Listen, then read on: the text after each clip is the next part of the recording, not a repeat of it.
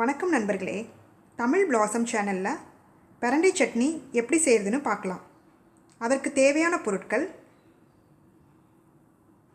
கடலைப்பருப்பு 2 டீஸ்பூன், உளுந்து 2 டீஸ்பூன், ஜீரகம் 1 டீஸ்பூன், சின்ன வெங்காயம் 5, பூண்டு 3, தேங்காய் 3 டீஸ்பூன், மஞ்சத்தூள் சிறிதளவு, உப்பு தேவையான அளவு, 3 வரமிளகா, பெருங்காயத்தூள் தேவையான அளவு.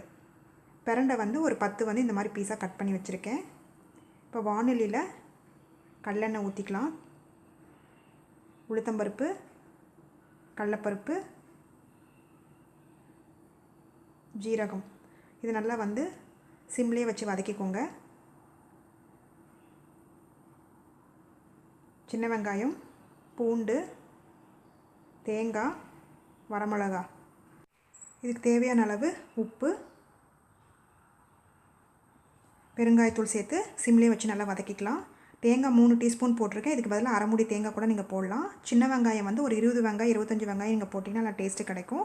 சிம்லேயே வச்சு நல்லா வதக்கிக்கோங்க. இதையே பாருங்கள், இந்த அளவுக்கு வதங்கினா போதும். இப்போ நான் ஸ்டவ் ஆஃப் பண்ணிடலாம். இது ஆறின பிறகு நம்ம விழுத அரைச்சி எடுத்துக்கலாம்.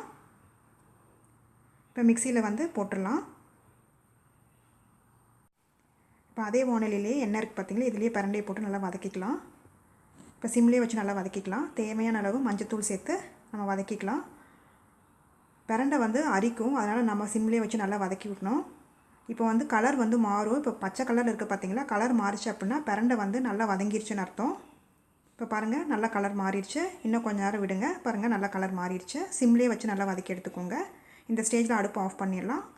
இதையும் மிக்சியில் போட்டுடலாம். போட்டு நல்லா நைஸாக விழுத அரைச்சி எடுத்துக்கலாம். இதுக்கு தேவையான அளவு உப்பு சேர்த்து நீங்கள் நைஸாக விழுத அரைச்சி எடுத்துக்கோங்க. இந்த பவுலில் ஊற்றிடலாம்.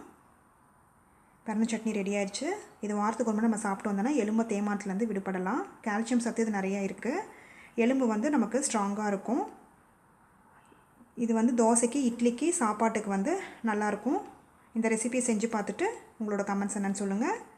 பிடிச்சிருந்தால் லைக் பண்ணுங்கள், ஷேர் பண்ணுங்கள், சப்ஸ்கிரைப் பண்ணுங்கள்.